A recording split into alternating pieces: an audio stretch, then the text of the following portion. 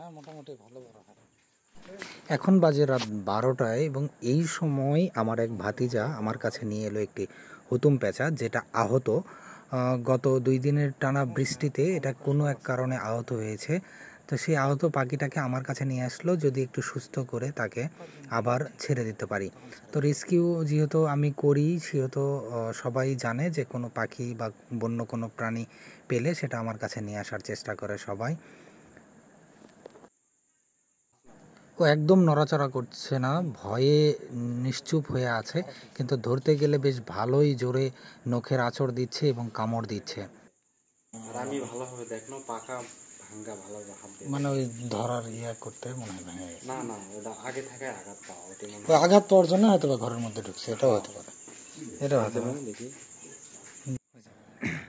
এখন দেখার চেষ্টা করব এর আসলে আঘাতটা কোথায়। প্রচণ্ড নখ এবং নখের আঁচড় দিচ্ছিল, যেটা একটু ভয়ের ব্যাপার। খালি হাতে ধরাটা, এগুলোর জন্য গ্লোভস লাগে। এই যে পাখাটা দেখতে পাচ্ছেন, যে পাখাটাই একদম ক্ষত তৈরি হয়েছে, মানে ভেঙে গেছে মনে হয় আঘাত লেগে, এইরকম একটা অবস্থা। তো প্রাথমিক একটা ট্রিটমেন্ট দেওয়ার চেষ্টা করব। সবাই যখন হলুদ গ্লাসের পানিতে দিয়ে ট্রেন্ডিং ভিডিও করায় ব্যস্ত, তখন আমরা হলুদ দিয়ে চেষ্টা করব এই পাখিটার ডানাটার যে ক্ষত তৈরি হয়েছে সেটাকে সারানোর জন্য। হলুদ তাৎক্ষণিকভাবে ব্যথাটাকে কমিয়ে দেবে এবং ক্ষতটাকে শুকিয়ে ফেলার চেষ্টা করবে। এইটা হচ্ছে প্রাকৃতিক একটা মেডিসিন বলা চলে। পাখার এই অংশটাকে ভাঙা মনে হচ্ছে, ধরলেই বোঝা যাচ্ছে বেশ নরম। জানি না কী অবস্থা। এখন এই রাতে তো আর কিছু করা সম্ভব না, এখন সকালে দেখব যে এটার কতটা কি করতে পারি আমরা। ধরেছে? হ্যাঁ,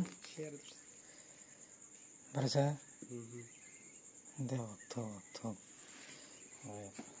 ভয়ানকই হবে কালকে না পোকামাকড় দিয়ে।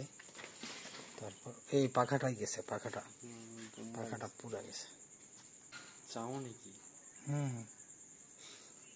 এই ছিল আপাতত আজকের আপডেট। দেখা যাক কালকে কি করা যায় একে।